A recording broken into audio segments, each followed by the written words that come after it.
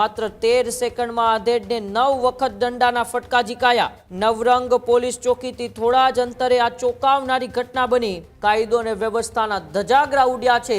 ફરી એક વખત અમદાવાદ પોલીસ પર અનેક સવાલો ઉઠી રહ્યા છે। આ પ્રકારની જ્યારે ઘટના બને ત્યારે સવાલ થાય કે કાયદો અને વ્યવસ્થાની સ્થિતિ શું ખરેખર ગુજરાતની અંદર સારી છે? ડરના કારણે જે વિડીયો ઉતારનાર વ્યક્તિ છે એની અચાનક એ વિડીયો બંધ કરી દીધો, બાકી આખો વિડીયો સામે આવત તો ખબર પડત કે વ્યક્તિને હજુ કેટલો માર્યો હશે। અને પોલીસ એવું કહે છે કે સુરક્ષિત અમદાવાદ છે અને અમદાવાદનો પોશ વિસ્તાર છે, વિસ્તાર જ્યાં આ ઘટના બની છે। પીડિત છે તેમણે એવી વાત કરી છે કે હું મારા વકીલ સાથે પોલીસ સ્ટેશન આવીને ફરિયાદ નોંધાવીશ।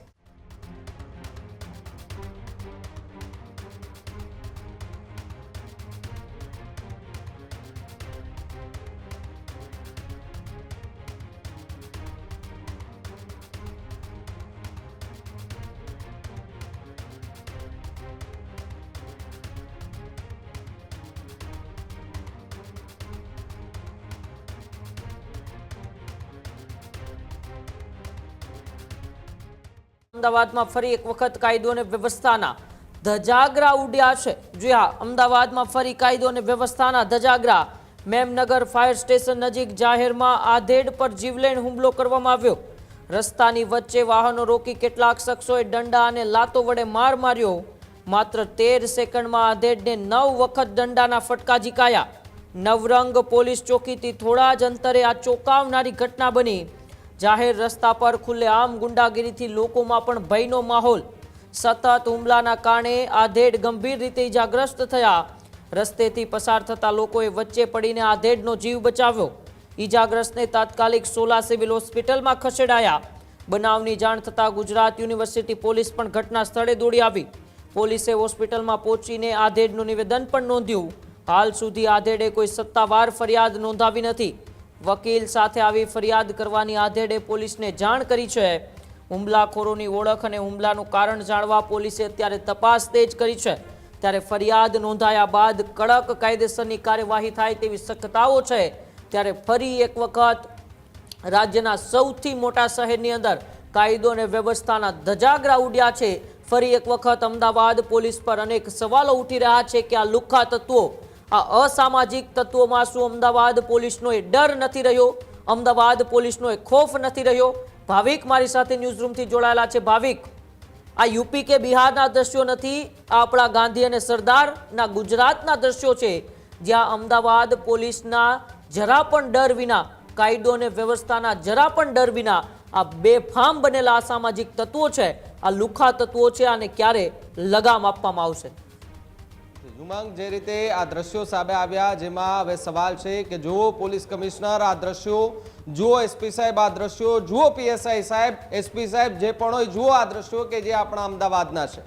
આ એ અમદાવાદનો વિસ્તાર કે જ્યાં 24 કલાક એ રસ્તો ધમધમતો હોય, ત્યાંથી વાહનો નીકળતા હોય, ને એવા વિસ્તારની અંદર આ પ્રકારની જ્યારે ઘટના બને ત્યારે સવાલ થાય કે કાયદો અને વ્યવસ્થાની સ્થિતિ શું ખરેખર ગુજરાતની અંદર સારી છે?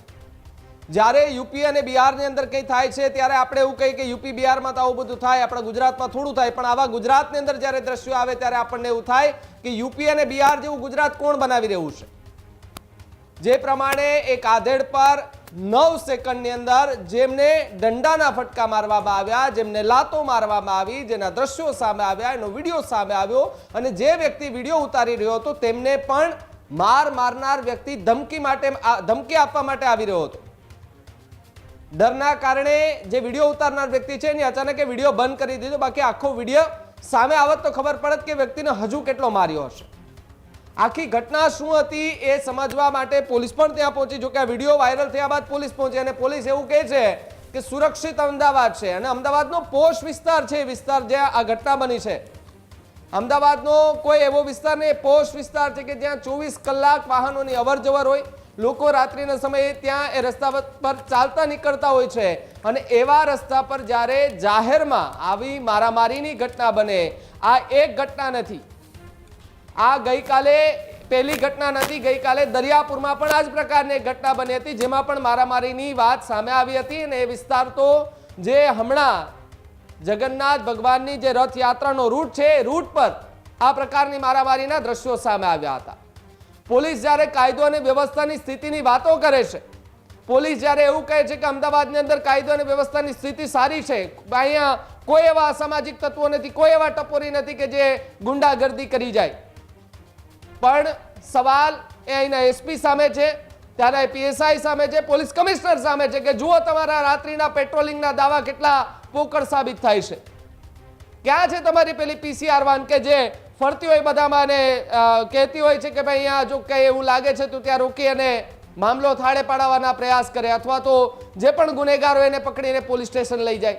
જ્યારે આખે આ ઘટના બની ત્યારે કોઈ પણ જાતિ ત્યાં, અને માત્ર પોલીસ સ્ટેશનથી 500 થી 800 મીટર દૂર આ ઘટના બની છે.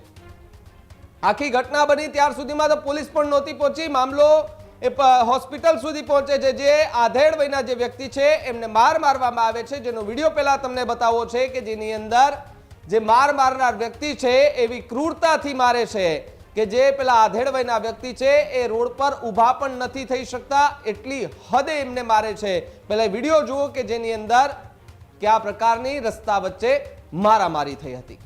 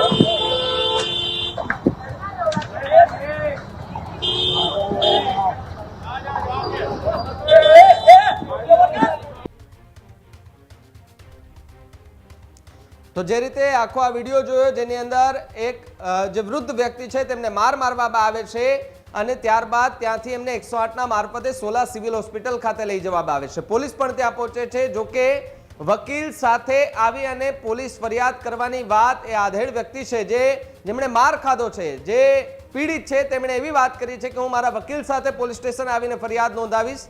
સામે કોણ હતું, કેટલા લોકો હતા, તેને લઈને હાલ તો પોલીસ દ્વારા એ તપાસ જે છે તે શરૂ કરવામાં આવી છે. હાલ તો હજુ સુધી સત્તાવાર રીતે પોલીસ સ્ટેશનમાં ફરિયાદ નથી નોંધાવાય, પણ 24 કલાકની અંદર આખી ઘટનામાં કોઈ ફરિયાદ નોંધાય છે કે કેમ એ પણ એક સવાલ છે. અને ફરિયાદ નોંધાયા બાદ પોલીસ શું કાર્યવાહી કરે છે? જે દાવાઓ કરે છે કે ગુનેગાર ક્યાંય પણ હશે પકડી લેવામાં આવશે, આવી રીતે જો અમદાવાદના રસ્તા પર ગુંડાગર્દી કરનાર અસામાજિક તત્વોને જેલ ભેગા નહીં કરવામાં આવે તો આવા ગુંડાઓ વધતા જશે. જે દૂષણ છે દૂષણ આવું વધારતા જશે અને જે સામાન્ય લોકો છે એમને આ જ રીતે મારતા રહેશે. ઉમંગ ગંભીર સવાલ છે અને આ કદાચ આપણે લોકો એવું સમજે કે ભાઈ આવી તો રોજ ઘટનાઓ બને છે, પરંતુ આવી નાની નાની ઘટનાઓમાં ક્યારેક ખૂબ મોટી ઘટનાઓ બની જાય ત્યારે એક સવાલ થાય કે કાયદો અને વ્યવસ્થાની સ્થિતિ સામે જે સવાલો ઉઠી રહ્યા છે એ ખરેખર ઉઠવા જોઈએ. અને જે પણ હોય, જે પણ પોલીસના અધિકારીઓ હોય, આમ તો ત્યાંથી ગાડીઓ નીકળતી હોય પોલીસની ચેકિંગમાં રાત્રિના સમયે, પરંતુ આવી ઘટના બને ત્યારે પોલીસ ક્યાં જતી રહી છે એ પણ એક સવાલ ઉમંગ અહીંયા ઉભો થઈ રહ્યો છે. ખેડૂત ભાઈઓ છે ખેતરમાં ડ્રોન ઉડાવતા હોય છે ત્યારે આપણે એક પ્રશ્ન સતાવતો હોય છે કે જે આપણે અત્યાર સુધી જીપીએસ ટેકનોલોજી વાળા ડ્રોન વાપર્યા છે, જેથી કરીને મોબાઈલ ટાવર છે અથવા તો હાઈ ટેન્શન લાઈન પસાર થતી હોય, કોઈ વૃક્ષો હોય, ત્યારે જે જીપીએસ ટેકનોલોજી વાળા ડ્રોન છે એમાં ટકરાય અને ટ્રેસ થાય છે. પણ એગ્રીવન લાવ્યું છે જીએનએસએસ ટેકનોલોજી ડ્રોન, જેથી કરીને એ ડ્રોન છે એ કોઈ જગ્યાએ ટકરાય નહીં, પોતાની રીતે જ ડિસિઝન લે છે અને મૂવ થઈ જાય છે, જેથી કરીને જીએનએસએસ ટેકનોલોજી ડ્રોન છે એ વાપરવાનો આગ્રહ રાખો. આ જ પ્રકારની તમામ અપડેટ જોવા માટે ન્યૂઝરૂમ ગુજરાતને લાઇક, શેર અને સબસ્ક્રાઇબ કરવાનું ભૂલતા નહીં.